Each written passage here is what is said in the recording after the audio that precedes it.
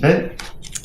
안녕하십니까. 에이준 조문성입니다. 안녕하십니까. 랍다컴퍼니의 김인석입니다. 네. 최근 하이퍼엔드라고 불리우는 대형 고급 주택들에 대한 이런 좋지 않은 얘기들이 좀 나오고 있어요. 그렇죠. 네, 그런 하이퍼엔드들의 그 공급 시도가 무위로 많이 돌아가는 경우가 좀 발생이 되고 있고 또 사업 자체가 좀 난항을 겪고 있다, 이런 기사들도 좀 많이 나오고 있는 추세거든요. 네. 그거를 본격적으로 짚고 넘어가고자 이 영상을 찍게 됐습니다. 네. 에테르노 청담이라고 하는 입지적으로 그리고 기념비적인 건물이 굉장히 성공적으로 분양이 되면서부터 이제 하이퍼엔드라고 하는 200억대 시장들이 문이 본격적으로 열리게 됐어요. 그렇죠.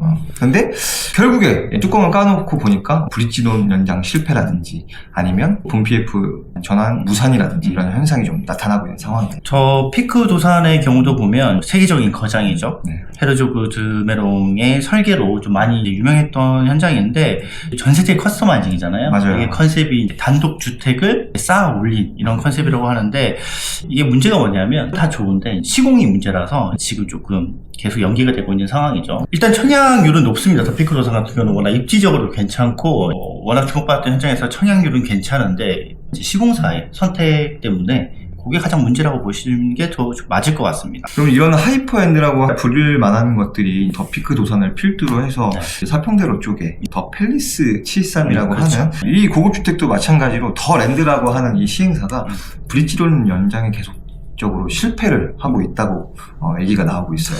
이제 PF 대출이 까다로워지면서 이제 조건들의 퍼센테이지가 점점 높아지다 보니까 좀 맞췄다 싶으면 또 올라가고 뭐 이런 문제들 때문에 아무래도 조금 되고 있는데, 제 고객님들 중에 한 분은 더 팰리스 73을 이미 계약을 하셨는데 일단은 기다려보자는 입장으로 가고 있어요. 대주단도 다시 꾸린다고 하고 나름대로 이제 자금을 맞춰서 내년 2월에서 3월 사이가 준공 마지노선인 그런 기한이기 때문에 준공과 그리고 입주를 맞추려면 그 시기에만 딱 착공이 들어가야 된다고 하더라고요. 저희도 휴민트를 최대한 돌려서 지금 시행사의 상황을 좀 알아보니 어쨌든 시행사가 이 사업을 끌고 가려는 의지는 상당한 것 같습니다. 그래서 대주단도 지금 교체를 준비를 하고 있고, 시행사가 보유하고 있던 기존의 토지들도 매각을 해서 이 사업에 조금 쏟아부으려는 그런 의지는 보이는데, 아직까지는 뭐 기사에서 보셨다시피 여러 가지 이유들로 살짝 좀 난항을 겪고 있는데 쉽지만은 않은 상황이죠. 저희가 영상에서도 많이 말씀을 드렸지만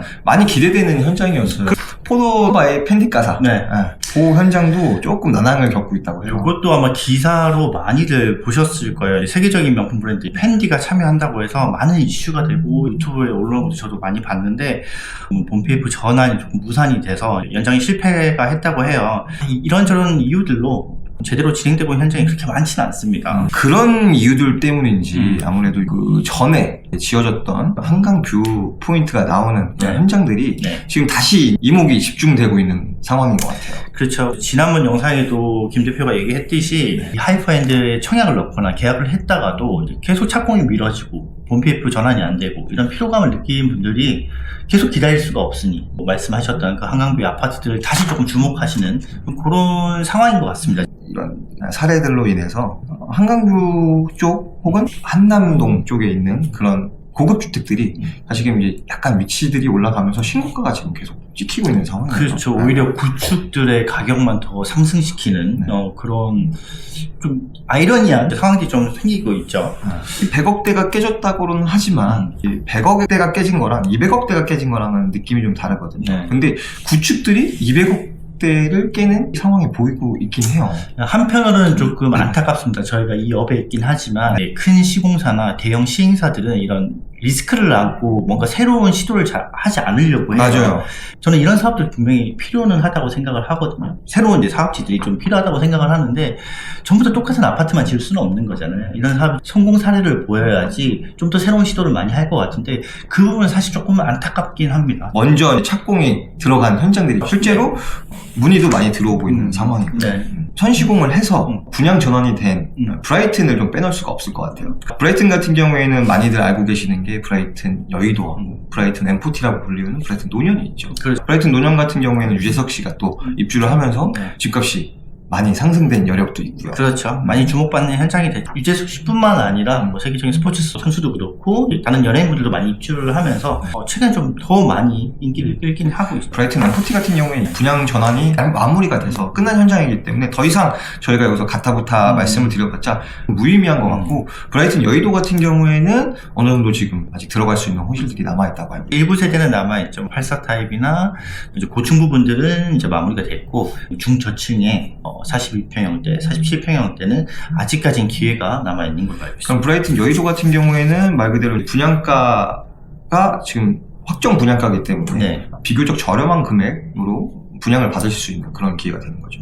그래서 브라이튼 여의도 같은 경우도 분양 전환이 오래됐기 때문에 어느 정도 상승 여력분이 있어서 그런 건지 소속들이 거기도 신고가가 찍히는 거죠. 처음에는 많이들 불안해 하셨어요. 브라이튼 여의도의 이제 오래된 구축들에 비해서 분양가가 높았다고 생각을 하셨기 때문에 처음에 좀 망설였는데, 최근에 이제 분양을 받고 매매가 되는 현장들이 있어서 실거래가가 좀 찍히기 시작했어요. 그걸 보시고 조금 안심하고 다시 브라이튼 여의도 문의를 많이 하신다고 합니다. 브라이튼 여의도 같은 경우에는 중형 평형대를 노리시는 분들한테는 조금 탁월한 선택이 될 것 같아요. 규제 지역이 아니기 때문에 대출에 대한 레버리지도 충분히 이용할 수 있는 현장이기 때문에 괜찮은 선택지 중에 하나라고 생각을 합니다. 네. 그 다음 현장을 조금 꼽아보자면 네.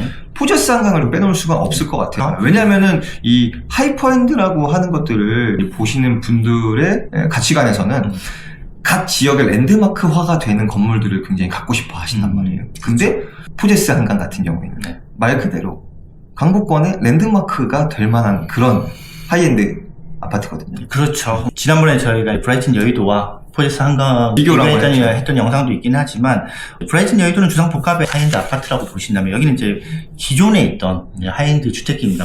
단지 규모가 꽤나 있습니다. 고객들이 좋아하는 이제 100세대 이상, 200세대 미만의 하이엔드 주택 단지이기 때문에 여기도 50평대 이하는 이미 다 끝났어요. 네, 중소형 평수는 이미 다 끝났고 네. 대형 평형만 남아있는데 대형 평형들이 지금 이 시점에서 연락이 온다는 게 되게 신기한 시점이라고 생각을 들거든요. 제 고객도 마찬가지지만 이제 둘러둘러 보십니다. 한 3, 4개월을 이 현장, 저 현장 많이 가보셨지만 결국에 금액대라든지 전체적인 컨디션을 좀 비교해 봤을 때는 괜찮은 선택지라고 생각을 해서 이제 다시 몇 개월 만에 다시 연락이 오신다거나 실제 계약도 제가 진행을 했고, 그런 부분들이 조금 좋게 보인다.